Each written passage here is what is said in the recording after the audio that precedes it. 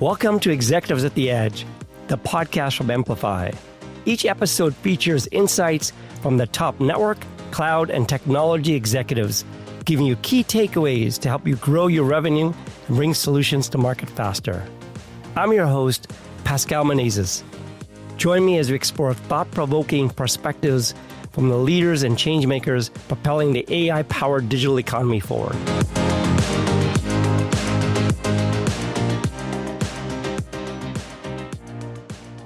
I'm really so excited to have Christian Nascimento. He's the Senior Vice President of Connectivity and Digital Customer Solutions from Comcast Business.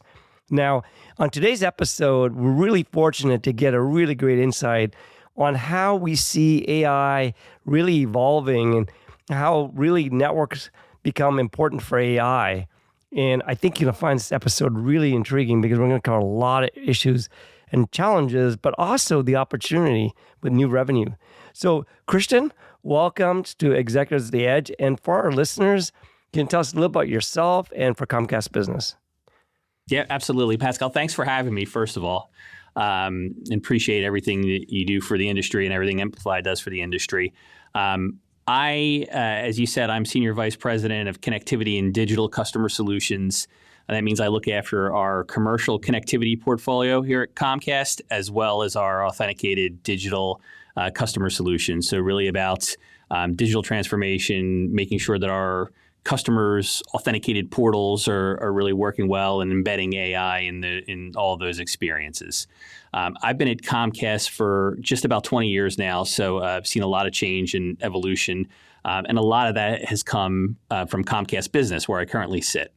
Comcast Business is the business unit that's part of the broader Comcast Corporation's Connectivity and Platforms Group that services businesses of all sizes, from the local mom and pop restaurant or law office all the way up to some of the largest global Fortune 1000s all over the world. And so we provide, and we've evolved from a portfolio of kind of cable-centric products like data and voice, and now we serve, we're a leading technology provider across the globe, serving customers with secure networking, cybersecurity, SASE, and obviously connectivity and other services. Yeah, that is really impressive. You guys have really grown and very, very impressive. So, Christian, we want to do this episode on kind of AI a little bit. And, AI is the kind of move, but we're going to talk about other things too. But what are you seeing? This AI era is kind of be very intriguing, right? In the last couple of years, it just boomed. I mean, now we went from just, inference and, really AI ML. Then we saw the boom of the generative AI, and now we're seeing agentic AI, where there's going to be agents, billions of agents, all working with models, and then we see reasoning models have come out also last year, and it just continues evolving at rapid speeds. What are you seeing, and what's really changing where you're seeing across the Comcast Business on AI? Yeah, it's a great question. And Pascal, to your point, it's really blown up these past few years. I think obviously AI and machine learning have been things that people in technology and business have talked about for years. But really a few years ago, kind of the advent of ChatGPT and generative AI really became at the forefront. And so, we think about it really in two ways. One is internally, how are we using this technology to do things like manage our network better as we provide connectivity to homes and businesses all across our footprint and serve businesses all over the world. How are we leveraging AI to make sure that we have the right telemetry in place, that we've got the right proactive monitoring, that we start to deliver some of these insights as AI ops directly to the customer. And then as we think about how our customers and how the businesses that we serve are thinking about this, to your point, they are at this point where they're trying to figure out what AI is going to mean for them long term. It's unquestionable that it will mean something, and with the growth of generative AI and now the expansion into agentic AI, I think businesses are really figuring out how do they leverage this technology to to drive costs down, to drive revenue, to pull friction out of the the transaction for their customers. And so for us, it's really important for us to be a trusted partner for them, and to really make sure that we leverage, the insights and experience that we have, having done AI at scale for about 15 years now. I mean, if you think back to our residential business, the voice remote, some of our Xfinity Home products, we've been leveraging AI in a real way. And so we've got this embedded base of knowledge and expertise in AI. And so I think one of the things we want to do is help our customers take advantage of that and really navigate a path where they're using AI in all these different forms to really drive their business forward. But really, you've been talking like AI for networks, right? How can you make your networks more optimized, more better using AI? How about AI, network for AI? Like, we're seeing right now, we're launching our certification program for Carrier Ethernet for AI. Mm-hmm. Okay, we're seeing this scale up, scale out, and scale across. We're seeing these big AI factories come in where people have to tie in one rack, 1,000 GPUs. That's scale up. We're seeing in the AI factory there could be, hundreds of these racks and racks. So that's scale out. But we're talking about scale across, where we're going to connect all the edges, the data centers, the factories, peripherals of cameras, and also, you talk about AI agents. I don't believe that is going to be running on the internet. It's going to be built on a specialized purpose AI fabric. Have you guys thought through this? Yeah, we have. But I think that there's a lot from a network for AI and an AI-powered network standpoint. There's a lot there to unpack. We've been really public about Octave, which is our AI that we've built into our network that really allows us to, like I said, track telemetry, track fiber cuts, be proactive, self-healing, identify where there are issues that may occur and address them before the customer feels them. So we're proactively taking care of those types of things. What that does is it allows us to build this AI-powered network that kind of can load balance and manage bandwidth and expand and grow. But at the same time, that gives us the ability to help be part of the underpinning of this AI network, or this network for AI, that is going to do all those things that you just talked about, right? As businesses start to leverage more GPUs, as they start to do inference and training models in different locations, there's definitely some network that's going to be required underneath that's going to not only leverage AI to meet those needs, but it's also going to power the growth of AI and all those network transactions or network events that happen on top of that. So what I think about is, when you're using your AI for networks, you're optimizing. So you're all about optimizing cost, more efficiencies, better experiences, but it's not a new revenue opportunity. So when I think of network, AI for networks, or the networks for AI, then actually that's a whole new revenue opportunity. That's so I'm thinking about, and I'd love to hear your thoughts. Like, today's internet would not work except for consumer kind of applications, but in a business world where I have to see peripherals like cameras come in and it cannot be down, it needs a deterministic fabric to connect to the model, and there's agents involved that's looking after that, doing analytics, that's working with the models, and that connection has to be pinned up and might have to go through a bunch of providers, and it also has to have deterministic qualities, but also secure. So isn't that like an opportunity for all of our providers worldwide to capitalize on being the gravitational part of that I call the toll bridge of the AI? Like, you cannot make AI work without the transports being AI ready. So like in Comcast, you run this massive network that's really come from the cable days, right? But you built your business network on that. How do you see that? Well, I mean, we started as a cable business for sure, but I think we've spent billions of dollars on the network, not just transforming the access network, but really making sure that we've got the right transport network in place for businesses. Yeah, I mean, I don't disagree that there's a huge opportunity for carriers. And I think that's why I think some of what you're doing with the carrier enterprise certification or carrier Ethernet certification for AI, is really, smart and can be impactful here as we talk about how do the carriers interconnect and how do they make sure that they're serving these businesses and their needs around some of these items. But if you think about just like cameras, because you mentioned cameras a couple of times, like there's a lot of things that can happen in the cloud, a lot of things that can happen on the edge.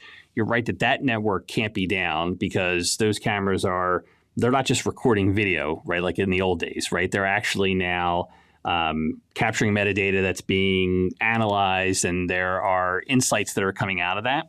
And so it's like this big shift that's happening from a camera's a great example. It's a big shift from being observed, right, to now using that data to anticipate actions or anticipate things that are going to go happen. And so, I think AI throughout the network gives us this like continuous pattern recognition. It gives us the ability to connect all these disparate pieces together. And I do think that there is this opportunity for carriers to come in and be that underpinning of AI and the underpinning of the AI network. Yeah, thank you, Christian. And I totally wholeheartedly agree. Now, let's talk about if the answer is that it's not going to be the internet, but it's going to be a purpose-built network for AI that is built from business-grade carrier assets, right? Unlike the internet. Then how does automation play into this? And how does programmability? Because I always think about network as a service as a fabric for AI that allows every AI agent, models, peripherals, factories, edges, all to participate in this fabric, But that fabric has to be automated because you have to make connections, you have to guarantee quality of services, and you have to add in cybersecurity for AI to make sure models or agents don't go rogue. How do you see automation playing in all of this? Do you see an automation if you don't I think of network as a service. If you don't have automation, then you can't even get to network as a service. So automation has to be there. I think that's right. I think when I think about network as a service, I think there's a couple ways I think about automation. One is like the internal automation where, all the enterprise network is self-healing and a lot of the things that we talked about, a few minutes ago. Then there's also the automation between the each edge of the network, right? And so you certainly could imagine a world where there's an agentic AI agent in our network that is communicating with an agentic AI network on the other end of that network in the customer, right? And those that relationship is now automated. And so instead of somebody from a customer calling us up and saying they need more bandwidth or need this change or asking about telemetry, like that's all happening and it's all automated and it's happening between these agentic AI agents, on either sides of the transaction. So I think from an automation standpoint, I think it's not. The toughest part isn't like the algorithm. It's like building the enterprise trust in those autonomous actions and making sure that the automation is in place. The automation is connecting with the customer's automation, and it's creating this loop that is trusted, and it's got, maybe there's a human in the loop for some kind of oversight, but it's happening within these guardrails to make sure that the actions that either side wants to take are happening in a really trustful and efficient way. And then I think on your point, I just wanted to go back to something you said about, the underpinnings of this will be like a network fabric versus like, the retail internet. And I think that the enterprises, as they think about this, they want to see networks that behave more like a cloud than an internet circuit, right? So API addressable, API connections where you can drive a lot of automation, intent-driven, consumption-based. So really thinking about it differently than we've thought about it with a typical Ethernet circuit, right? But as a true fabric and almost a cloud that connects, throughout a lot of the aspects of what the business is doing or what the end user is doing. And then I guess this one last point, like you'd brought up security. I think that there's like a zero trust aspect to this. there's a managed SASE framework that has to be in place because the automation and the connection won't really mean anything if the end users and the end customers don't feel like it's secure. And so, I agree, like that's like kind of the third leg of the stool. Cloud-like fabric being built, the automation, throughout to make sure that we're interacting in a way that we hadn't before, and then the security is kind of the third leg or the underpinning of that to make sure that everybody feels confident that the transactions and the activity is safe and secure using a zero trust model. That's so well said. I think that's really very informative and intuitively, like the insights you gave are just perfect. I did want to ask you, we just did, and we're going on Mobile World Congress Barcelona coming up here next month. We're going to show in the whole demo of communication quality of a fixed and wireless network coming together. How do you see this idea of network APIs in the way that an agent, now today's an application interacting with the network, okay? But the future is going to be an AI agent interacting with the network. Yeah, absolutely. Now, I'm not talking about quoting and ordering. I'm talking about the ability to make it elastic, like the agent saying, I'm seeing a problem here, or I need more bandwidth here, I need this quality here. Do you see that happening in your network? Do you think that's a realistic dream? I think that's a realistic goal, right? So at the end of the day, like you think about the transaction today, somebody at a business or a network engineer or network manager says, hey, they're watching their networks and they need more bandwidth in a certain location, right? And so they either use SD-WAN or they call us and they order more bandwidth. And I think, I agree to your point, like we're going to get to a point with agentic AI where the customer will have an agent and we'll have an agent, and those agents will be connected. And the end customer agent will say, we need more bandwidth, and we'll send that message over. And then our agent will then go and they'll either make a recommendation or they'll go make a change. And that's seamless and it's frictionless. And so, I think there's a whole level of efficiency that will come from building that those agentic AI flows out like that. There's a whole, model around consumption that'll have to be built out around that. And I think that businesses and enterprises will have to start thinking about network planning differently. But I think that's where everything is heading. So, we're coming to the end of this episode, and Christian, it's been absolutely amazing to get your insights. Thank you. What is your final thoughts? Like, with networks, with the AI opportunity, we're calculating $15 trillion opportunity in AI. Sovereign AI is coming everywhere. What's your final thoughts you think about networks, opportunity, revenue, partnerships, AI? Any final thoughts?